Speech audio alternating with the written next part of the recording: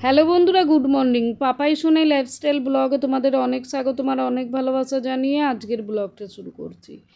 আজকে 5ই মে, সোমবার।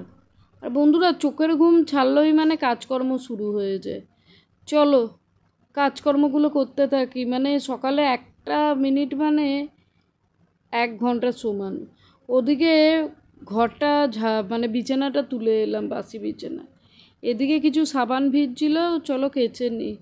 বললাম না 1 মিনিট লস করা চলবে না। এই যে কাচাকুচি কমপ্লিট, চলো হাত পাটা ধুয়ে নিই। এই দেখো, এদিকে বাসনপত্র ক্লিন করে নিয়েছি, দেখতে পাচ্ছ সিঙ্কটা ফাঁকা। চাও তৈরি করে নিয়েছি। যেটুকু সময়টা রাত্রিটা থাকে বলে বাঁচুয়া, জানো তো। নাহলে সকালে ঘুম থেকে ওটা থেকে শুরু করে রাতে শুতে যাওয়া অবধি যেন 24 ঘন্টা কাজকর্ম। মাঝে মাঝে মনে হয় কী বলো তো, কোথাও গিয়ে 2 দিন থেকে আসি।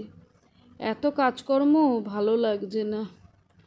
কিন্তু বাড়ি ছেড়ে তো যাওয়া যাবে বলো না। সংসার বড় মায়ার জিনিস। স্বামী, সন্তান, সংসার। এদিকে চলো ওদিকে চাটা বসালাম আবার, জানো। ওই সেই এক বাটি চা শেষ হয়ে গেল। চা করে দেখবে কোন দিন আমি যেন পাগল হয়ে যাব। এদিকে চাটা হতে থাক, ছোটো গ্যাসে বসিয়ে দিলাম, ভাতটা বসিয়ে দেবো, ততক্ষণে চাটাও হয়ে যাবে। যতটা পারি তাড়াহুড়ো করেই করার চেষ্টা করি, জানো তো। কাজকর্ম, এতগুলো লোক, এত বড় সংসার, কাজকর্ম করতে করতে না কোমরের অবস্থা হয়ে যাচ্ছে প্রচণ্ড পরিমাণে খারাপ। প্রায় কি বলতে গেলে রোজই, হয়তো হাতে গোনা 2-1 দিন কোমরের ব্যথা। এই বয়সে যদি এই অবস্থা হয় তাহলে আর কি হবে আমার, বলো না।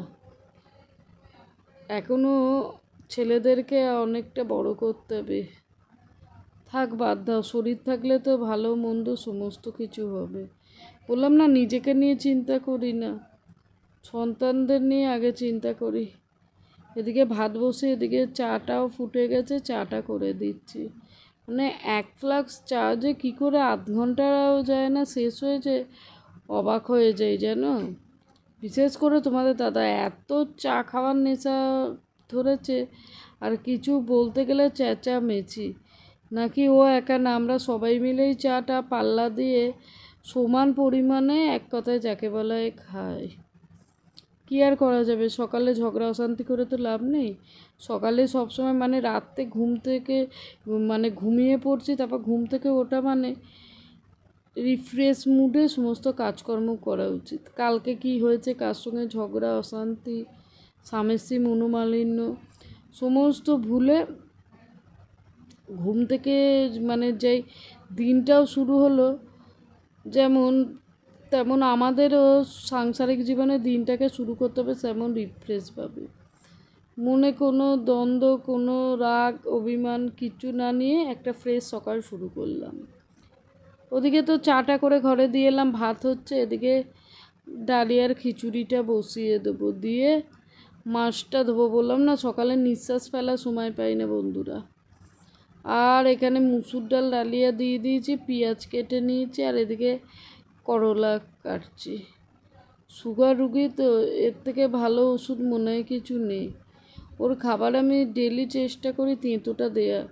এক দিন তো সম্ভব হয়ে ওঠে না। কি বলো তো, অনেক সময় দেখবে শেষ হয়ে গেলে আনাও থাকে না। মানে সুযোগ ও অসুবিধে সবারই সংসারে থাকে, কিন্তু কেউ বলবে না আমার সংসারে নেই। চলো এদিকে মাছ ধোয়া কমপ্লিট করেই তেলটা বসিয়ে দিলাম, সময় নেই একদম। সকালে ওদিকে শ্বশুরমশাই, ওদিকে আমার দেওর। ছোটো ছেলে কি করবে বলতে পারছি না, ওই এক খামখেয়ালি, কখনো মুড়ি খায়, কখনো ভাতও খায়। চলো মাছে নুন হলুদ মাখিয়ে ভাজা করে সর্ষে দিয়ে ঝাল করব। কালকে তো সানডে ছিল, মাটন খাওয়া হয়েছে, অনেকটা পরিমাণ পেঁয়াজ রসুন খাওয়া হয়েছে। ওই জন্য আজকে আর পেঁয়াজ রসুনের ঝামেলা করলাম না। আর বড় ছেলে না পেঁয়াজ রসুন না করলে প্রচণ্ড অশান্তি করে। কিন্তু এত বড় সংসার বলো না, তেলাপিয়া মাছ এই ধরনের যে কোনো মাছ আছে না, সেগুলো সর্ষে দিয়ে হয়। এবার পেঁয়াজ রসুন করলে, এবার যারা সর্ষে দিয়ে খায় তারা বলবে সর্ষে দিয়ে করো। যা তাদের বলার কথা তারা তো বলে দিচ্ছে, কিন্তু যে করছে সে যে কতটা কষ্ট করে করছে বা কতটা কষ্টের সম্মুখীন হচ্ছে, কেউ তো আর সেটা বুঝতে পারবে না, বলো না। এদিকে একটুখানি অনেকটা মাছ আছে বলে একটু জলটা বেশি দিয়ে ঝালটা ফুটতে দেবো, একদম অল্প গায়ে মাখা করে নামাবো, এইটুকু না রাখলে নয়। তাও এইটুকু রেখেছি বললে ছেলে বলছে আজকের ঝালটা কেমন এরকম হলো, আগের দিন তো এরকম হয়নি। বলো না, একটা মানুষ একই সমস্ত জিনিসপত্র দিয়ে একই মানে প্রসেসে রান্নাবান্না করলেও কিন্তু সমস্ত দিন একই রান্নাবান্না একই স্বাদ আসে না। কেন, কী কারণ কিছু বলো, মানে কেউই কোনো কারণ খুঁজে পায় না, কিন্তু এটা সত্যিকারের কথা।